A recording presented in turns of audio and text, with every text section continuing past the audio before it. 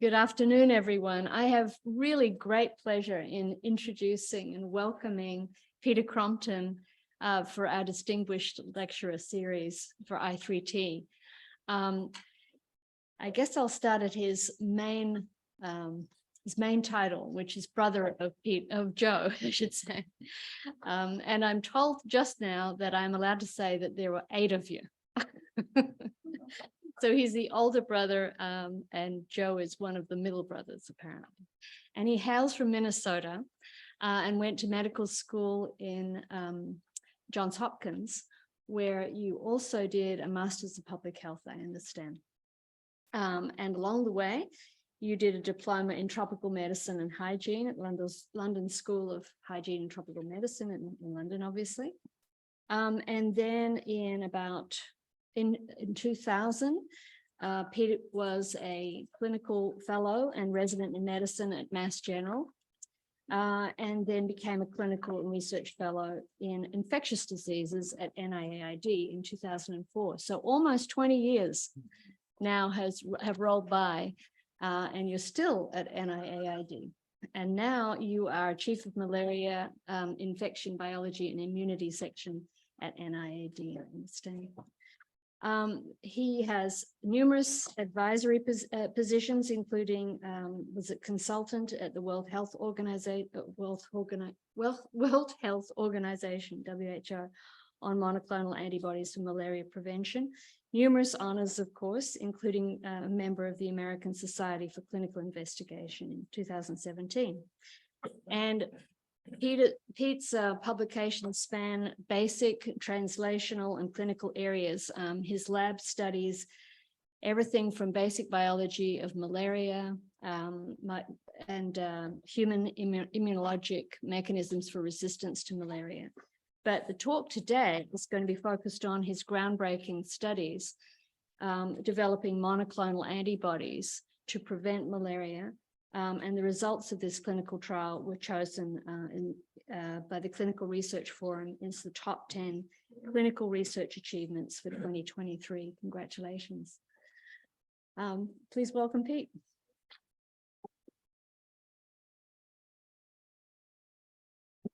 Okay, good afternoon, everyone. Thank you, Dr. Crooks, for the kind introduction. This is on, I believe, right? Okay. And thank you for the invitation to present our work to assess the safety and efficacy of monoclonal antibodies against malaria in Africa. Before I jump into the talk, I just want to take a moment to say, if I can figure this out. Do I need to point this way? I can just do it here, I think. To say that I've long been impressed with UCLA as an academic powerhouse, but I've never really had any personal contacts here until recently. And as Dr. Crooks said, 2 of my favorite people in the world recently became Bruins. My brother Joe, who many of you know. I don't think I've ever had this many surgeons at a malaria talk, by the way. It's kind of fun. And my daughter, Mary, who, as you can tell from this photo, is very excited to join you this fall as a freshman at UCLA. So needless to say, I am a very proud brother and a proud dad and a soon-to-be proud financial supporter of your wonderful institution. Laughing was not my response to this, but I'm glad you think it's funny. So it really is great to be here. So now on to malaria. And let me just figure this out before we go on. Maybe I'll just use this. So malaria, as you probably know, remains a major public health threat. Each year, there are over 200 million cases, resulting in over 600,000 deaths. The vast majority of those occur among young children in sub-Saharan Africa. There are 5 Plasmodium species that infect humans, and far and away, falciparum is the most lethal and the most prevalent in Africa. And unfortunately, the progress we had been seeing in reducing the number of cases and deaths since the turn of the century which coincided with the scale up of malaria control programs, that progress has stalled, as you can see, since 2015 or so. And so there's broad consensus in the field that we need new tools urgently to combat this ancient scourge.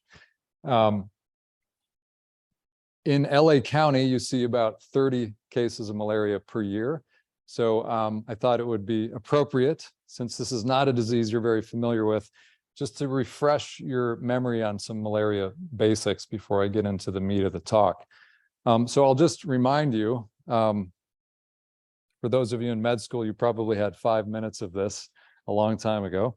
So the infection begins when Anopheles mosquitoes inject anywhere from 10 to 100 sporozoites into the skin and blood. Importantly, this is a non-replicating, non-pathogenic stage of the life cycle.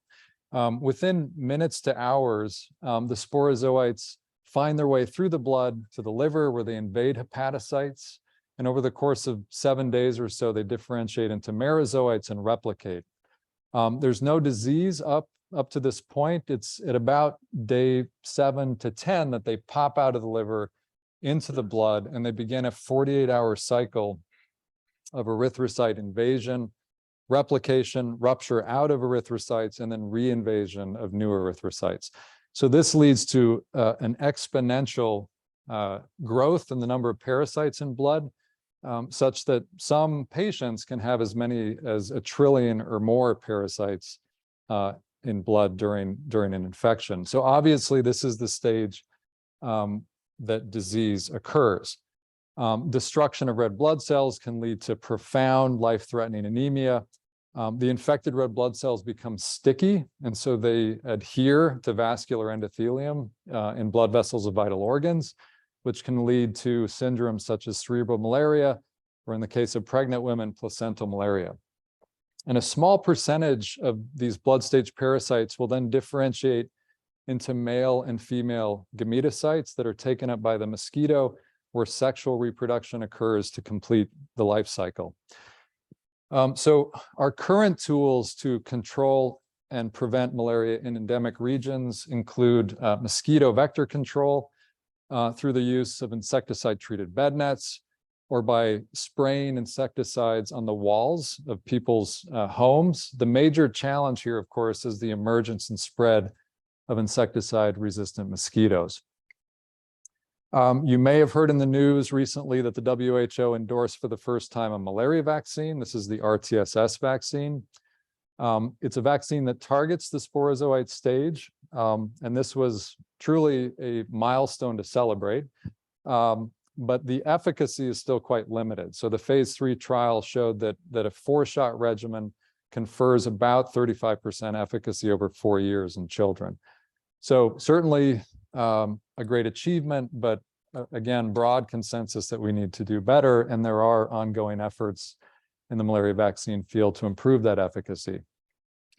The mainstay of malaria control and treatment comes a little bit too late. So early diagnosis and treatment. So when children present with symptoms, the goal is to diagnose early and to treat them before they progress to severe disease and death. And again, the issue here with the artemisinin-based therapies, which are highly effective, is the emergence and then spread of drug-resistant parasites, which is starting to happen, has happened in Southeast Asia and is now occurring in Africa. The WHO also recommends targeted chemoprevention for high-risk groups such as young children and pregnant women. Oh, okay. And I'll just go into that just a little bit. Oh, perfect. Thank you. So an example of this in the Sahel subregion of sub-Saharan Africa, there were 50 million children under 5 years of age who were exposed to seasonal malaria. And they are at high risk for severe disease and death. So the WHO recommends seasonal malaria chemoprevention with the drugs shown here, which is essentially a 3-day course of antimalarial drugs given monthly for 4 to 5 months each year during the rainy season to 50 million children. It's a program in which people knock on the door, it's directly observed, so it's quite labor intensive. And in the context of clinical trials, we see an efficacy of about 75%, but in the real world, you can imagine the challenges with a program like this. There's relatively low coverage, low compliance, there's the issue of drug resistance, and only about half of eligible children actually receive all 4 treatment courses. So this is an important intervention, but again, there's a consensus that we need to do better than this. In Africa, about 13 million pregnant women are infected with malaria each year. This results in nearly 1 million children who are born with low birth weight, which is a strong mortality risk factor. The WHO recommends intermittent preventive treatment, or IPTP, with monthly treatment courses beginning in the 2nd trimester. The challenge here, very similar: low compliance, low coverage. Only about 1/3 of women receive all 3 doses, and even when they get it, about 2/3 of women are still infected.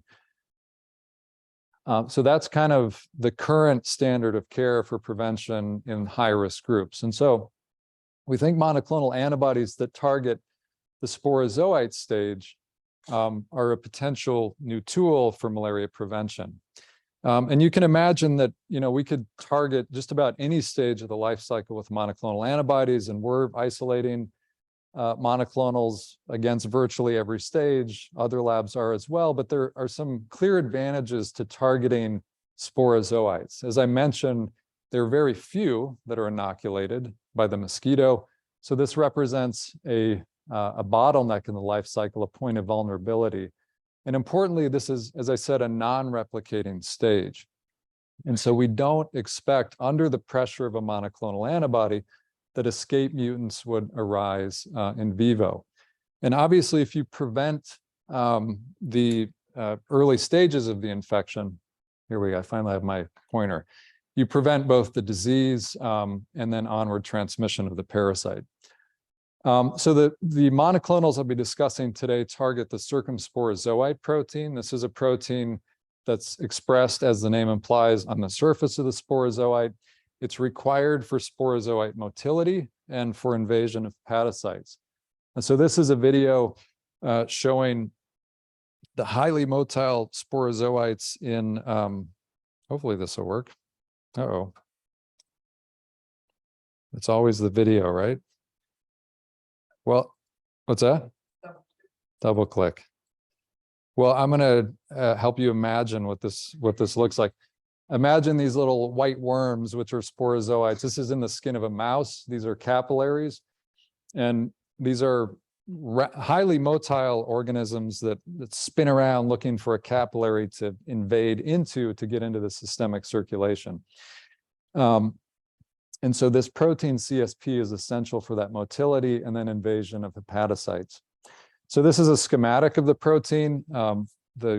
The N-terminal region, there's a central repeat region, and then the C-terminus. The vaccine that I mentioned a few slides ago, RTSS, is a truncated version of the CSP protein. And you'll see in a minute why the omission of the N-terminal region might be important. So CIS43LS is a 1st-generation monoclonal antibody to prevent malaria in humans.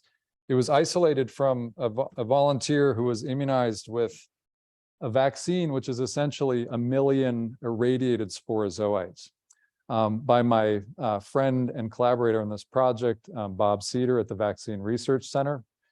This antibody binds to a conserved epitope at the junction of the repeat region and the N-terminal region. And this particular epitope is involved in hepatocyte invasion. The FC region of the antibody was modified with an LS mutation to extend its half-life, this is an IgG1 that typically has a half-life of 21 days. We now know this antibody has a half-life of about 60 days. And in a small phase 1 study, 9 of 9 individuals who got the antibody were protected from controlled malaria infection in the laboratory, 2 of whom received the antibody 9 months prior to challenge. But of course, the important question is whether this antibody can protect from malaria in the context of intense natural transmission. So to address that, we conducted a phase 2 trial. Let's see if this, I'm going to strike out with all my little videos here. Imagine that you're zooming in on a rural village in Mali in West Africa, right around here. This is a village where we've been working for several years, conducting large observational cohort studies. As Dr. Crook said, studying malaria immunology, epidemiology, parasitology. We have a research clinic staffed 24/7 at this study site, and this has been a really fruitful collaboration with my colleagues at the University of Bamako. I'm going to try this one more time because it'd be fun for you to see the village, but I don't think that's going to happen. Oh, there we go. I think this just, it makes it a little bit more real for you to see where the study is actually done. So that's our research clinic is right near the red dot. Yeah,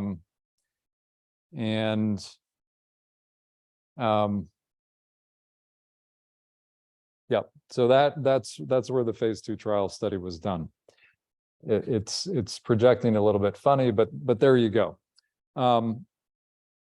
And so what does malaria look like in a community like this in the Sahel region of sub-Saharan Africa? And this is really typical of the epidemiology in this region of Africa. So this is a histogram showing the number of febrile malaria episodes per month since 2011 in a cohort of over 1,000 individuals. This represents over 50,000 research clinic visits, over 5,000 person years of follow-up. So it's a pretty robust characterization of the epidemiology. And the obvious pattern here is that during the 6-month rainy season, the mosquitoes come, transmission occurs, and that's when the disease happens, interspersed with 6-month dry seasons when essentially malaria disappears. So if we zoom in on just one of these 6-month transmission seasons and we construct a Kaplan-Meier plot that begins with an uninfected cohort before the malaria season. And then every 2 weeks for 6 months, we collect finger prick blood and look under the microscope for the appearance of parasites or by PCR, either way. You can see that over 6 months, nearly everyone becomes infected with blood stage parasites at a rate that's independent of age, which really demonstrates that through natural exposure, even 25 years of intense transmission, a protective response that is sterilizing does not occur. In contrast, if you look at clinical malaria as an endpoint, you see that young children are susceptible to getting sick when they become infected, but as the population ages, the risk of clinical malaria goes down as people gradually acquire clinical immunity to blood stage infection. So the simple question in this phase 2 trial was, if we give a monoclonal antibody before a 6-month malaria season, and this is what we expect to see in the placebo group, will the monoclonal antibody drop the risk of infection over the 6-month season? So to conduct that study, we worked with my friend and colleague Kasum Kayantau and his team at the University of Bamako to conduct a randomized double-blind placebo-controlled trial of a single intravenous administration of Cis43LS before the malaria season. And so eligible participants were healthy adults. The primary efficacy endpoint was time to first infection assessed by blood smear, again, collected every 2 weeks for 6 months, just like the Kaplan-Meier plot I showed you a few moments ago. And to clean the slate for our primary endpoint, everyone received an antimalarial drug to clear any baseline infection.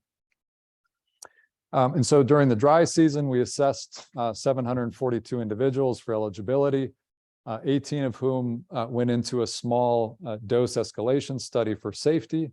And that was followed by a trial in which 330 adults were randomized to receive either 10 milligrams per kilogram of the antibody, 40 milligrams per kilogram, or placebo.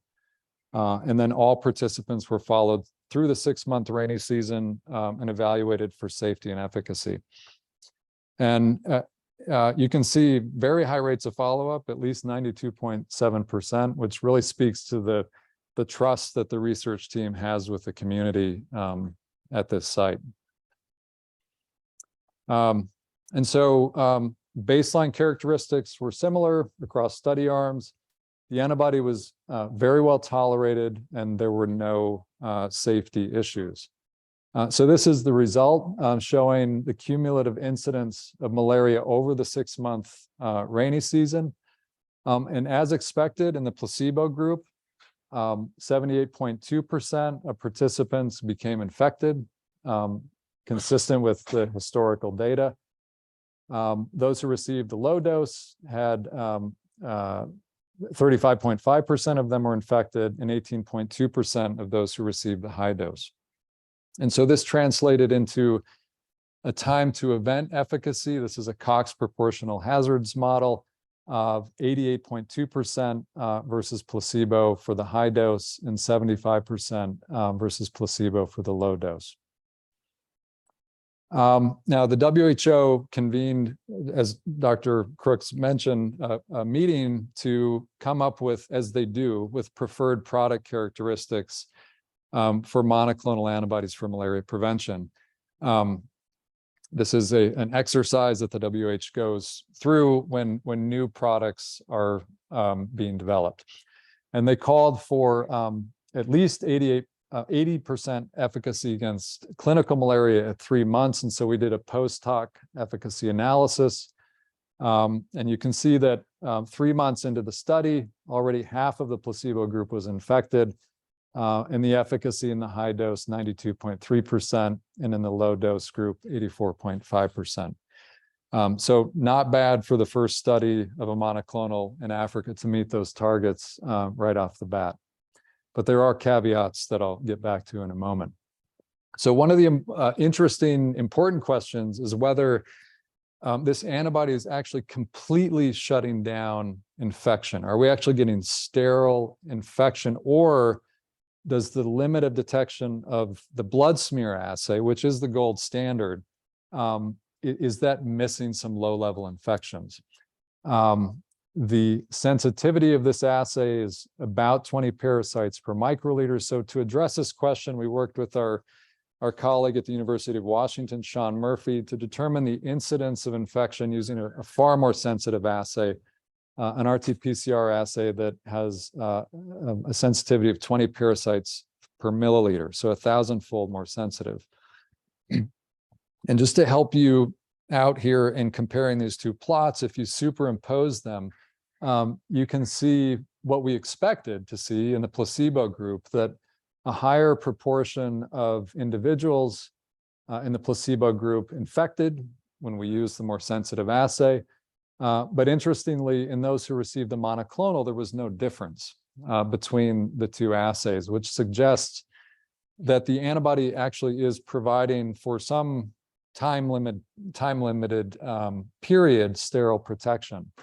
And so this really opened the door to us thinking about the potential use of monoclonal antibodies in combination with drugs that clear the gametocytes, the stage that goes back to the mosquito, as an elimination tool, because it would essentially shut down transmission.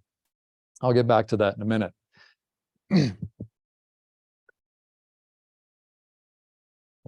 So this has been one of the, for me anyway, really one of the more gratifying parts of this study is the pharmacokinetic, pharmacodynamic analysis. As you know, with vaccines, in vaccine trials, vaccines induce a very complex mixture of cellular and humoral immunity. Every vaccinee is a little bit different in the quality of that response, and so it can be difficult to nail down a correlative protection. But here there's only one thing to measure, right? And so on the y-axis is the serum concentration of Cis43LS over the 6-month study period in all of the individuals who either received the high or the low dose. The pharmacokinetic profile is exactly what you would expect. This was an IV infusion, so an immediate Cmax, and then this biphasic profile in which there's a rapid initial distributive phase where the antibody is equilibrating between the blood and the interstitial space, and then this more protracted elimination phase with a concentration at the end of the study period of 65 and 16 micrograms per ml respectively in the high and low dose. So from this, we can estimate a half-life, which is 60 days, very similar to what we saw in the phase 1 trial. So there doesn't appear to be an impact of malaria exposure per se on the PK profile. Another way of stating this is that there's no evidence of target mediated clearance. So for monoclonals that target PD1 or CTLA4 or some other host molecule where there's a high antigen burden, which can impact the PK profile. We don't see that here, probably because, as I said, there are very few sporozoites that we're actually targeting. And so that bodes well for the use of this in endemic areas.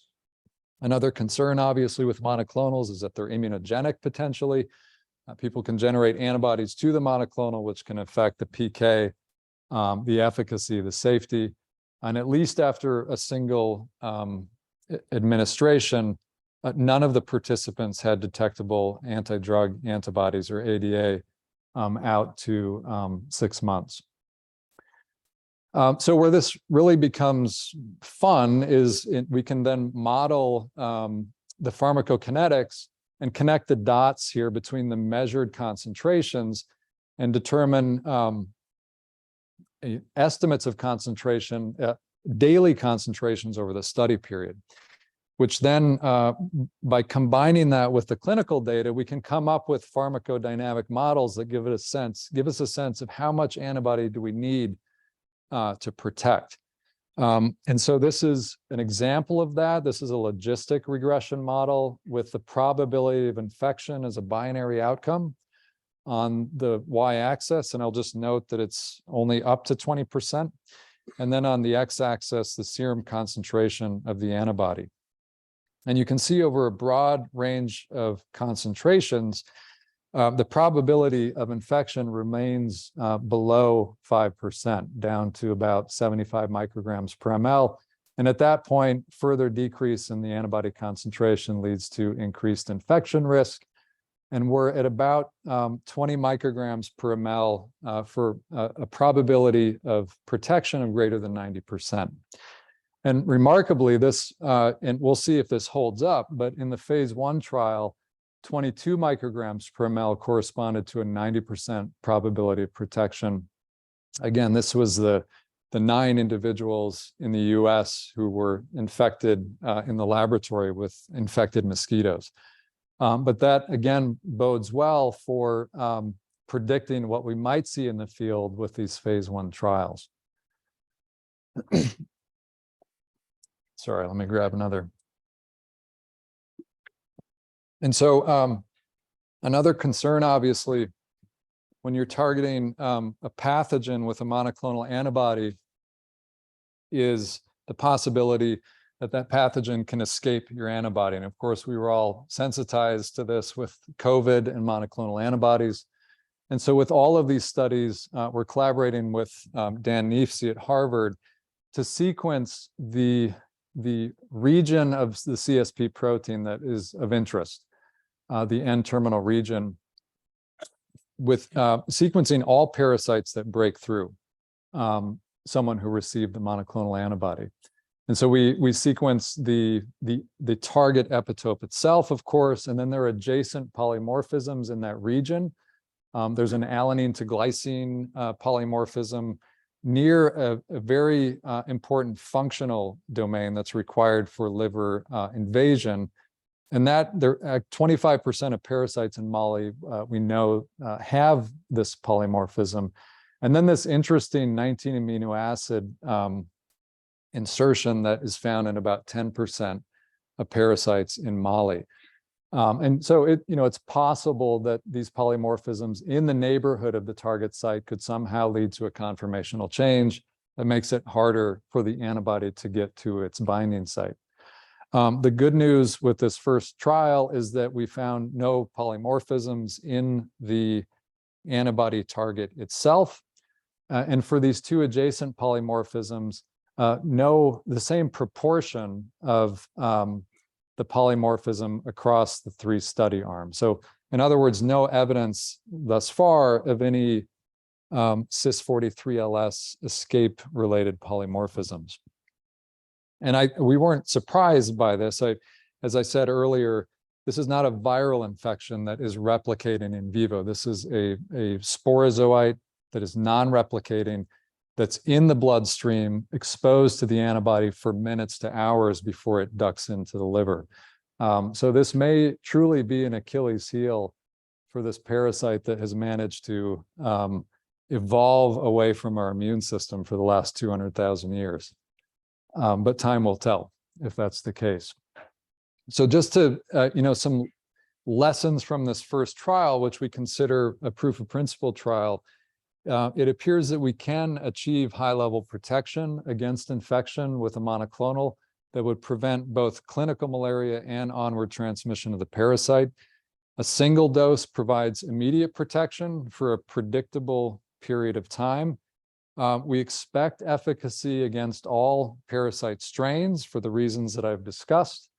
We expect efficacy to be independent of age and prior malaria exposure, which has been an issue for malaria vaccines, where the efficacy varies depending on the age of the vaccinee. And we expect, on the basis of the safety profile of monoclonals in general, that this will be safe in all ages and importantly in pregnant women. So given those features, what are some ways in which we could use these antibodies? At the top of the list is to reduce morbidity and mortality in the most susceptible population, infants and children, either with a single dose given before the seasonal transmission that I showed you, or in areas of year-round transmission, 1 or 2 doses. Another potentially interesting population are children in Africa who are admitted to the hospital with severe anemia. They are at very high risk after discharge from the hospital of dying from malaria. And so this, you can imagine a shot of a monoclonal as they're leaving the hospital could potentially protect them from that risk. We're excited about the possibility of monoclonals being used to prevent malaria in pregnancy, I think for obvious reasons. We don't have a good tool right now to prevent this. And so this could be a great application of a monoclonal. I mentioned potentially using, in certain settings, monoclonals for elimination, because this is really, it's not just preventing disease, but really shutting down the transmission cycle. And then, of course, travelers, you have 30 cases here in LA each year. Maybe we can bring that to 0, because I know people don't like taking the drugs when they go to endemic areas. So what are the limitations of the trial I just described? This was in adults. This is not the high priority population. We need trials in children and pregnant women across diverse transmission settings. And we gave the antibody intravenously. That's not a practical approach in sub-Saharan Africa. So what we need is more potent monoclonals that would enable a low dose to be given subcutaneously in children, which would obviously reduce cost. So L9LS is a very similar antibody to cis43LS, but it is more potent than cis43LS in the mouse model. And I'm just going to, I don't guess, I did get this to work, but now I'm going to have to ask you to imagine again that, so in this image, the sporozoites are swimming around rapidly. If you add an antibody, which stains pink, the sporozoites stop moving. And so it decreases, essentially stops their motility in the skin. And on the right, unfortunately, this is not working, but on the right is a demonstration of direct cytotoxicity. So independent of FC-mediated function, the antibody, when it binds to the surface of sporozoites, leads to rupture of the sporozoite. So that's how L9LS appears to be working. And in a phase 1 study, 15 of 17 subjects who got the antibody were protected from controlled infection. And importantly, 4 of 5 who got a low dose, 5 milligrams per kilogram subcutaneously, were protected. So on the basis of that, we started 2 trials last year, one in Mali, targeting children 6 to 10 years of age who are exposed to seasonal transmission, asking whether a single subcutaneous dose given before the transmission season would protect them. And in Kenya, a younger cohort, 5 months to 5 years of age in Western Kenya, where transmission is year-round. And here we're asking whether 1 or 2 doses given at month 0 or month 6 will protect children over the entire year of follow-up. So the Mali study, we actually unblinded the data just a few weeks ago. There was an initial dose escalation study for safety, and then 225 children were randomized to receive either a fixed dose of 150 or 300 milligrams of the antibody or placebo. They were weight stratified, which ensured a weight-based dose range of 5 to 20 milligrams per kilogram, which reflects what was done in the phase 1 study. All children received 2 1 ml subcutaneous injections to maintain blinding. And then all of them were followed for 6 months for safety and efficacy. And again, remarkably, at least 96% follow-up, probably numbers that you typically don't see in your studies here, I'm guessing. But again, it speaks to the relationship that we have with this community. So the preliminary results, randomization was successful. The subcutaneous injections were very well tolerated. There were no evident safety concerns, 0 SAEs over 6 months. I really wanted to have the final efficacy result here for you, but we're still finalizing the analysis of the efficacy endpoint. So you're going to have to stay tuned for that. I apologize, but I will tell you that we are in the ballpark of the WHO preferred product characteristics of at least 80% efficacy for at least 3 months. So it does.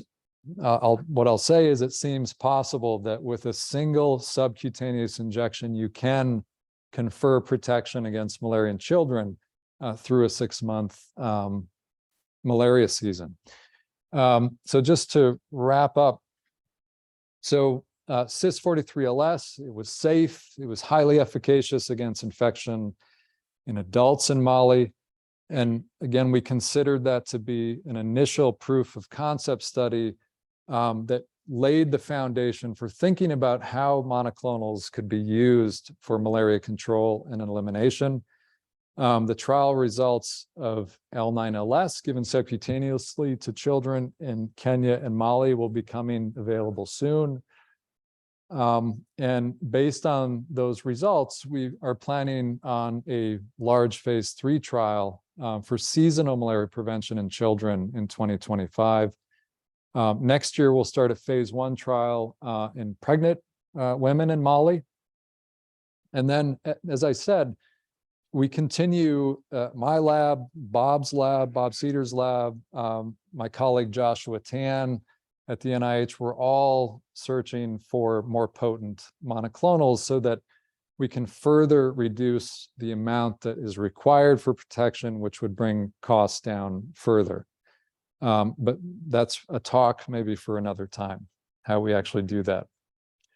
So I'll stop there and thank the hardworking folks in my lab, Bob and his colleagues at the Vaccine Research Center, colleagues in Kenya, at the CDC Kenya and KEMRI, Dan Neefsey and Sean Murphy at Harvard and University of Washington. The Mali and Kenya trials were funded by the Vaccine Research Center, and then my division of intramural research at NIID. And the Gates Foundation funded the pediatric Kenya study. Finally, I'd like to thank my good friends and colleagues at the University of Bamako, a wonderful team led by Kasum, Kaintel, and Aissata Ngoiba. Obviously, without them, these studies would not be possible. And if you would allow me for 90 seconds, if this will work, to show a short video that we shot a couple of months ago when I was visiting the study site, to introduce you to Kasum and Aissata, who were interviewed. And Mark is not here, and now he showed me how to do this, and I'm sure I can figure it out. Hold on just a sec. Here we go. Look at that. Okay. Mosquito transmitted disease that causes over 600,000 deaths each year, the majority of which occur in children in Africa. We need neutrals to fight this painful disease. Since 42 LS is a long-acting monoclonal antibody that targets the malaria parasite. Here in Mali, for our partner from NIH, we conducted a study in the civilian community of Crompton, where intense malaria transmission occurred every year during the 6-month pregnancy season.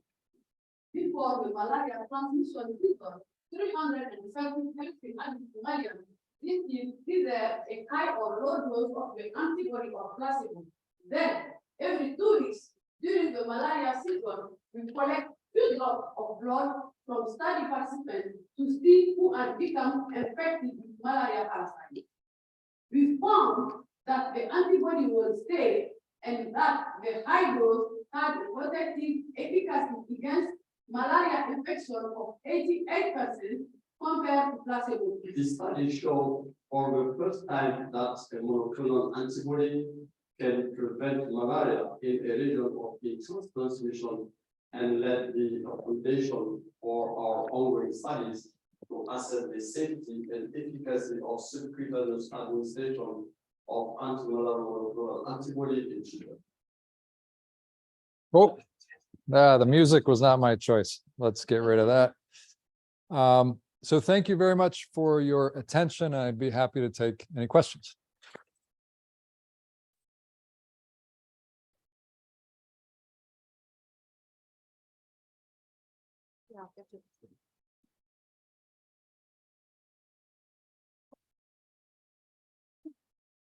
Yeah, regarding dissolving sporozoites, dissolving any detergent that dissolves the membrane of the sporozoite, would that help? Any research has been done in that? And in addition, on the vector, the mosquito, has any research been done to change the genetic engineering of mosquitoes, not to be not to have mosquito parasite in their system, or destroy the parasite in their system? Yeah, 2 good questions. So I think the first one was whether a detergent approach would is there any detergent that could be used to dissolve the sporozoite membrane? Could it be used intravenously? I don't know. I mean, has any research which is safe? And the other one is the mosquito. Yeah. I'm not aware of a detergent being used in vivo as a prophylactic or therapeutic. There might be some safety issues with that, but so I'm not aware of anything along those lines. And your second question, yes, there's a big effort among my entomology colleagues to genetically modify mosquitoes to make them less hospitable to malaria infection. Yeah, and hopefully that will pan out. We'll see. Yeah. So you're absolutely right that 5 minutes in medical school was about all the malaria information I can remember. But I was just struck, first of all, beautiful, incredible work to get any of this stuff done, and just logistically, but I commend you on giving a seminar where you did not mention the word T cells. Okay, but I'll bring it up and ask. Sure. Is the antibody interaction with the parasite at that life stage create a complex that can prime or activate T cell responses for longer lasting immunity? Yeah, no, it's a great question. So the vaccinal effect, I think is what it's referred to. So there's some literature on this in HIV. If you give a monoclonal to an HIV patient who's viremic, you can actually boost both their T cell and their antibody response through the mechanism that you might imagine. You opsonize pathogen, you take it up, present it, and boost pre-existing memory. And we don't know. So we're doing all of those studies now with samples collected from this trial, where we're basically measuring antibody and T cell responses before and after the monoclonal antibody to see if relative to the placebo group there is an enhanced response. That would be a nice bonus, right? If that were to occur. In the mouse model, the antibody works entirely independent of FC function. So in the mouse model, it's purely neutralization, but I'm not convinced that that's all that's happening in humans. So yeah, it's a great question, and we'll see what happens. Yeah. Yeah, I was interested whether there was thoughts about the type of antibodies that you use to use for this type of neutralization. Look like you did an IgG1 as opposed to IgG2 or 4 or something like that. Does that make any difference in the ability to neutralize virus? And would there be any sense to combining with the vaccine in this way? Yeah, no, good question. So IgG1 as a backbone is the most commonly used antibody for therapeutic use. This is the backbone that the NIH has used for HIV monoclonal antibodies. I mean, it could affect a neutralization. Maybe more importantly is the FC function that it might have if you use a 1, 2, 3, or 4, or IgA or IgM. But I think more than anything, there's just a good safety profile and efficacy profile for IgG1. So some reluctance I think to stray away from something that was working well. Combination with vaccine, it would depend on the order. There's some concern from mouse data that if you give the antibody before the RTSS vaccine, if you remember, they're targeting or using the same antigen, right? So if you've got a CSP specific monoclonal floating around and you immunize with a CSP based vaccine, it might actually interfere with the vaccine. There's some evidence that if you do it the other way around, you vaccinate and give a monoclonal, that you can get some enhanced effect. But it's a great question. And this is part of the challenge now of thinking about how we're going to potentially integrate these two interventions. Yeah. Thank you for this great presentation. I have a quick question about one of the videos that you tried to show us. You said that with the antibody treatment, the sporozoid, they don't spin anymore. They're unable to move. Do you have any insight into the mechanism by which this antibody is preventing their movement? And if so, like how many antibodies per parasite do you need to induce this effect? Yeah, I'm not going to have, it's a great question. I'm not going to have satisfying answers for you. A lot of that is still being worked out to a certain extent. The simple answer is that high concentrations of antibody, so the circumsporozoite, this is just my speculation, but I don't have any data, but the circumsporozoite, the CSP protein is far and away the dominant protein on the surface of the sporozoite. And at high concentrations, it's just coating the entire surface of this organism. And you could imagine that in and of itself, beyond a much more complicated mechanism, would slow down the parasite. Thanks for a great talk. I had two questions. The first one, in the plots that you showed of clinical incidence after the dosage between the three groups, it was not zero for the two groups that received the antibody. Do you have any insight into why there was escape and still, infection in the people who did receive the antibody? Yeah, no, it's a good question. And perfection would have been nice in the first study, but we didn't quite make it. For the first 3 months, they were virtually infection free. But no, it's a very important question. I think the two possibilities are I discussed two of them, right? So one is that people who have breakthrough infections have a parasite that has some polymorphism in the antibody target site that just doesn't allow the antibody to function. And I think we effectively ruled that out based on the sequence data of the breakthrough infections. The other maybe somewhat more obvious explanation is that you saw over time the antibody concentration drops. And at some point you're going to drop below a protective threshold, right? And so we're beginning to define that threshold.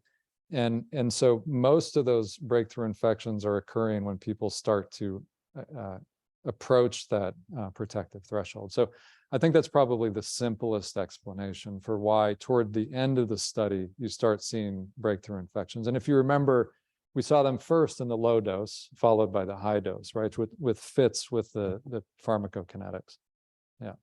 Yeah, my second question is a bit out there. So if an infected mosquito would take a blood meal from somebody who'd been given the antibody, is that sufficient for the antibody to get into the hemolymph and get rid of Oh, the wow. Okay, we have an saturated expert in the parasites? audience.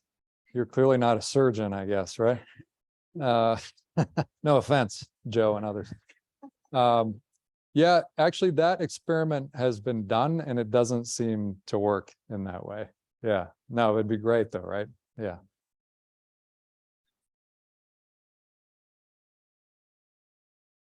So you mentioned before that each mosquito bite inoculates some small range of sporozoites. You did the clinical trials. I'm assuming the inoculation included within the range of that normal single bite, but usually mosquitoes bite more than once, Yeah. especially if you're living in that area. So also when you look at the data derived from the patients that received the antibody, I assume that they all got variable amounts based on how many times they were They got what, sorry? variable amounts of sporozoites based on how many times they've been bitten, and it'd be really hard to control for that, right? Yeah. So in the clinical trials, was there any effort to be made to look at some dependency on the amount of sporozoites introduced? Yeah, no, it's a really great question and an important question to try to understand the relationship between this sort of controlled laboratory infection and then the real world. And you're right. So we actually can do surveys to determine the average number of infected mosquito bites per person per day in the study site. And at the peak of transmission, and as you saw, it's sort of Gaussian in its distribution, but at the peak, that number is 2. And if you've been camping, Joe and I grew up in Minnesota, it's not uncommon to get more than 2 mosquito bites per day. And so on average, people are getting infected 2 times per day at the peak of the transmission season. So it ends up being a much more stringent challenge than what we see in the phase 1 trial, where they're getting basically 5 mosquitoes that have the parasite. They have a little cup, they put it on the arm, and they can determine whether there was actually transmission or not. But there's no variability, to get at your other question. We don't vary the number of mosquitoes that are used in the challenge. And so I think what you're kind of getting at is, like, what's the relationship between the transmission intensity, like how many sporozoites you're actually seeing, and how much antibody you would need to sort of prevent as you vary the transmission intensity. Is that right? Should already there's something based on the real world application of your antibody. So Yeah. It's not so. No, it actually is important, because as you move across Africa, that number changes dramatically. The transmission intensity can vary from very low to very high. And so we would want to understand the pharmacodynamics of the antibody in areas of variable transmission. So it's actually a very insightful and important question that we're trying to understand. And the more studies we do in different transmission settings, the more PK and P data we get, I think the closer we'll be to understanding exactly how much you need to prevent X number of sporozoites being inoculated. Yeah. Okay, well, thank you so much for a fantastic Thank you. talk. And your early questions. Yeah, great.